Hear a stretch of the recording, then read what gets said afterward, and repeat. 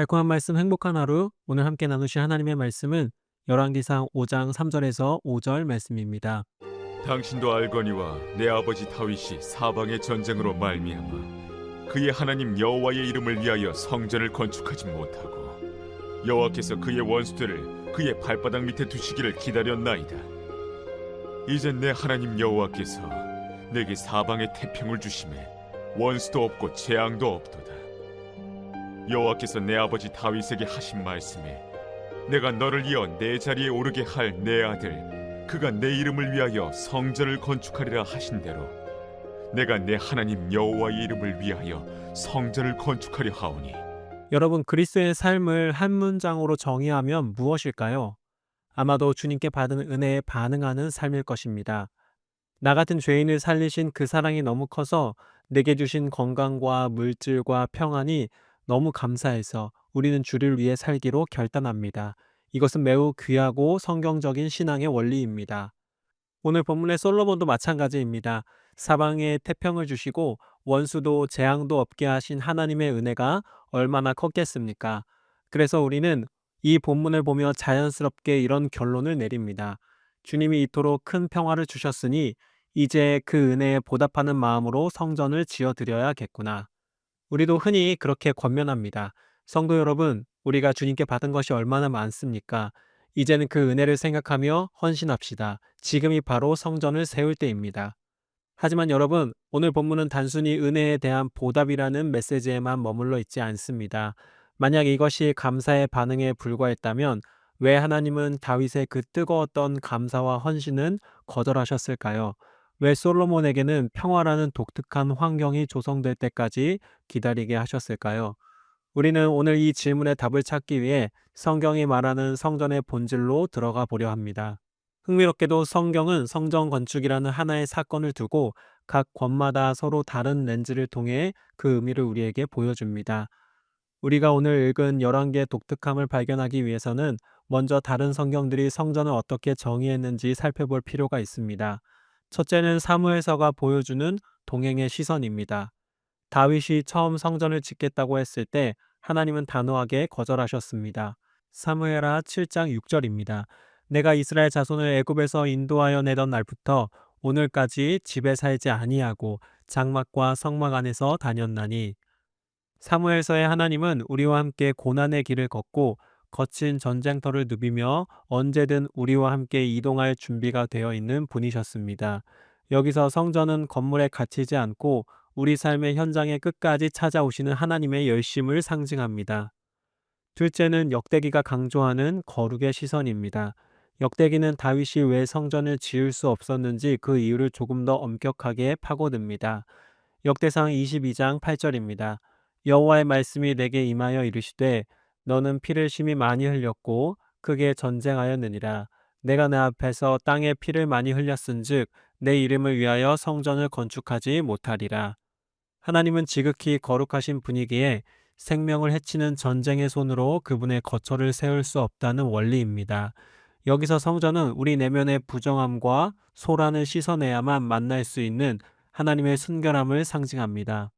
그렇다면 오늘 우리가 펼친 열왕기는 무엇을 말하고 있을까요? 사무엘서가 하나님의 찾아오심을 노래하고 역대기가 우리의 깨끗함을 요구한다면 열왕기는 마침내 도래한 하나님의 안식과 통치를 선포합니다.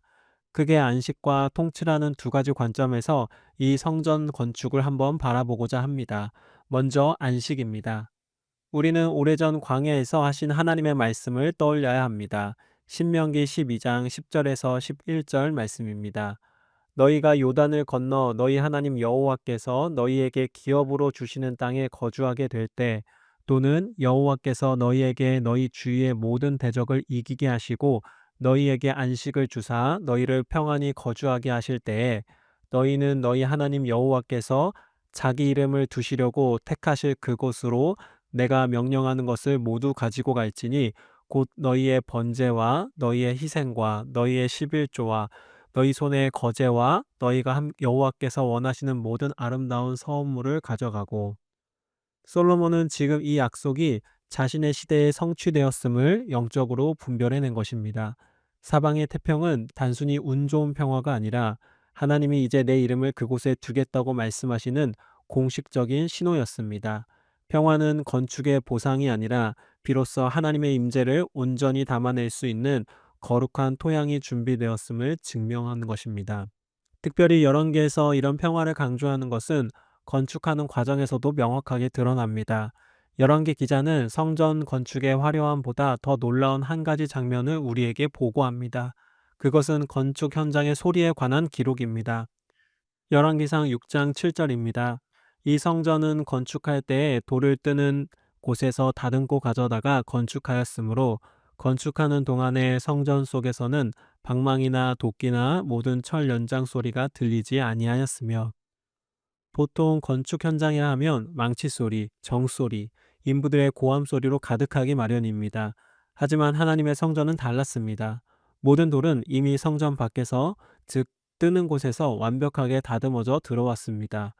성전 안에서는 오직 그 다듬어진 돌들이 서로 연결되어 하나님의 임재를 담는 고요한 안식처가 될 뿐이었습니다. 이것이 열왕기가 강조하는 성전의 핵심입니다. 평화와 안식은 성전이 완공된 후에 누리는 결과물이 아니라 성전을 지어가는 과정 그 자체여야 한다는 것입니다. 하나님은 시끄러운 소음과 갈등 속에서 지어지는 성전을 기뻐하지 않으십니다. 사방에 태평을 주신 목적은 우리가 그 평안의 리듬에 맞추어 주님의 임재를 준비하게 하심입니다. 그리고 그 평안 가운데 성전을 건축하길 원하셨던 것입니다. 그러면 우리가 교회를 세우는 과정을 한번 돌아볼까요? 솔로몬이 성전을 세우기 전이나 세우는 과정에서 강조하고 있었던 것은 평안이었습니다. 즉, 성전은 시끄러운 과정에서 세워지는 것이 아니라는 점입니다. 그런데 우리는 성전을 어떻게 건축하고 확장하고 있습니까? 우리는 선교나 교회 프로그램을 통해서 교회를 세우고 확장해 나가고자 합니다. 그 과정을 세밀하게 살펴보면 시끄러운 소음들이 가득합니다. 누군가의 약점을 헐뜯는 소리, 자신의 방법을 고집하며 고수하고 외치는 소리, 또 고집한 그 사람의 모습을 손가락질하는 소리. 주님의 일을 한다면서 정작 사람의 목소리가 주님의 세밀한 음성을 덮어버리고 있지는 않습니까? 프로젝트를 완수하기 위해 갈등을 일으키고 내 의의를 증명하기 위해 날선 도끼 소리를 내고 있다면 그것은 외형만 성전일 뿐 하나님의 안식이 머물 수 없는 시끄러운 공사판에 불과합니다. 만약 이런 과정 속에서 많은 사람들이 모였다고 한들 주님께서 기뻐하실까요? 주님께서 성전을 건축하고 교회를 세웠다고 칭찬해 주실까요? 아닙니다. 아마 오늘 본문 말씀을 생각해 본다면 시끄러운 소리가 아직 끊이지 않았기에 교회를 세우고 확장할 시기가 아니라고 말씀하셨을 겁니다. 우리의 모습과 너무나 다릅니다. 우리는 과연 하나님의 방법으로 교회를 세우고 있을까요? 오늘 말씀을 생각하며 깊게 돌아볼 필요가 있습니다. 둘째는 통치입니다. 앞서 서론에서 말씀드린 것처럼 솔로몬이 성전을 짓겠다고 나선 것은 단순히 은혜에 보답하기 위한 개인적인 열심이 아니었습니다. 그는 사무에서의 하나님이 이제 이동을 멈추시고 역대기의 거룩한 정리가 끝난 그 자리에 좌정하시는 결정적인 때가 왔음을 분별한 것입니다. 열왕기가 주목하는 성전은 하나님이 우리 삶의 모든 방황과 전쟁을 끝내시고 그 중심에 완전히 자리 잡으셨다는 언약의 마침표입니다. 정리하자면 사무엘하에서는 동행하시는 하나님을 강조하고 있다면 성전 건축을 통하여 좌정하여 통치하시는 하나님을 강조하고 있습니다. 즉, 성전을 건축한다는 것은 단순히 건물을 예쁘고 멋있게 지어서 주님께 영광을 돌리겠다는 의미가 아닙니다. 이제 우리 중심에 주님께서 좌정하시고 우리는 주님의 통치 안에 거하겠다는 믿음의 고백인 것입니다. 그렇기 때문에 우리가 주님의 세밀한 음성에 얼마나 귀를 기울이고 있는가, 그리고 들은 음성에 어떻게 반응하고자 하는가, 이 두 가지 초점을 맞춰야 합니다. 하지만 정직하게 우리가 생각하는 성전 건축은 양적인 확장에 주목합니다. 얼마나 많은 사람이 모이는가, 얼마나 많은 사람이 만족할 수 있는가, 얼마나 좋은 시스템을 갖추고 있는가. 반대로 사람들의 만족을 채우지 못하는 교회가 뒤처졌다고 생각합니다. 왜 우리 교회는 이것이 없나요? 그러면 교회가 성장할 수 없습니다. 하지만 우리 모임의 좋고 나쁨을 판단하는 기준은 전혀 다른 곳에 있습니다. 우리가 얼마나 주님의 음성에 귀를 기울이고 있습니까?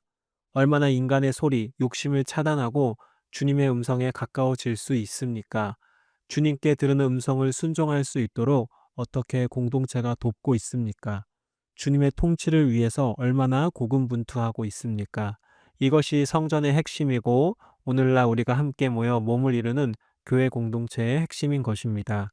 마지막으로 우리가 기억해야 할 것은 다윗의 시기입니다. 이런 안식과 통치가 있기 이전에 피를 흘려야만 하는 다윗의 시기가 필요했습니다. 우리는 흔히 솔로몬의 평화만을 구가하려 합니다. 하지만 성경은 다윗의 피 흘림이 없이는 솔로몬의 성전도 없음을 분명히 합니다. 여기서 다윗이 흘린 피는 단순히 이방 민족과 전쟁만을 의미하지 않습니다.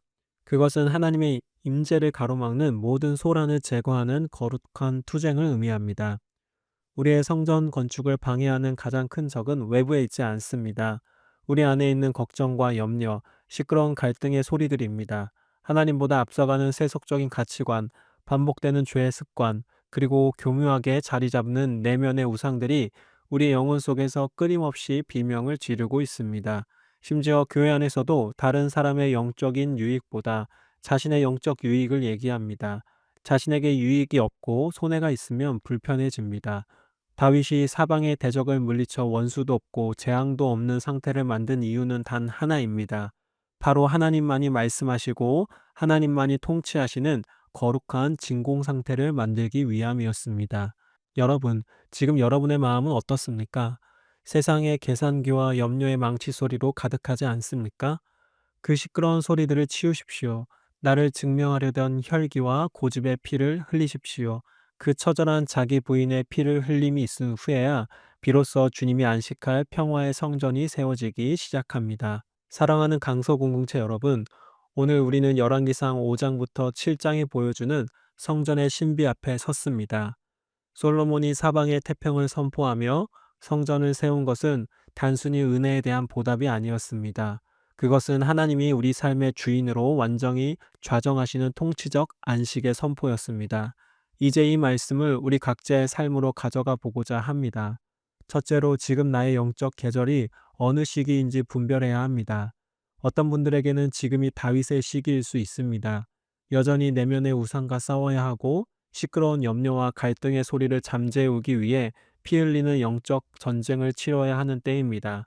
만약 그렇다면 낙심하지 마십시오. 그 치열한 정리가 있어야만 거룩한 진공 상태가 되기 마련입니다. 반면 어떤 분들에게는 하나님이 평안을 주신 솔로몬의 시기일 수 있습니다. 이때 주의하십시오. 이 평안은 나의 안락함을 위한 축복이 아니라 하나님께만 주파수를 맞추고 그분과 깊이 교제하라는 사명의 기회인 것입니다. 둘째로 내면의 성전에서 모든 인위적인 소음을 치워야 합니다.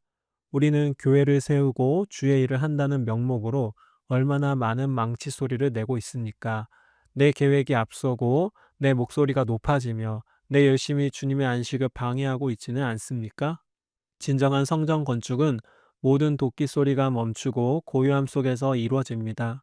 하나님보다 앞서가는 세속적 가치관과 자기 증명의 욕구를 십자가 앞에 못 박으십시오. 그때 비로소 우리 심령에는 세상이 줄 수 없는 하나님의 평강이 임하게 됩니다. 마지막으로 하나님이 멈추어 서실 수 있는 자리를 내어드립시오. 사무에서의 하나님처럼 늘 나를 도와 이동하시는 분만으로 하나님을 대하지 마십시오. 이제는 열왕기의 하나님처럼 내 삶의 중심 보좌에 앉아 있으시도록 모든 주권을 내어드려야 합니다. 주님이 내 삶의 중심에 정주하실 때 비로소 우리의 방황은 끝이 나고 영원한 안식이 시작됩니다. 사방에 태평을 주신 목적은 단 하나입니다. 내 하나님 여호와의 이름을 위하여 성전을 건축하려 하오니 오늘 이 고백이 여러분의 가정과 일터 그리고 무엇보다 여러분의 마음 성전 위에 온전히 성취되기를 주님의 이름으로 축복합니다. 오늘의 적용 질문입니다. 첫 번째, 지금 당신의 마음 성전 안에는 하나님의 세밀한 음성을 가로막는 어떤 망치 소리가 들리고 있습니까? 평안한 안식처를 가로막는 소리의 근원은 무엇입니까? 두 번째, 당신은 지금 피 흘리며 털을 닦는 다윗의 시간을 지나고 있습니까? 그렇다면 우리 삶 속에서 끊어내야 하는 어지럽히는 죄의 모습은 무엇입니까? 우리 함께 기도하시겠습니다.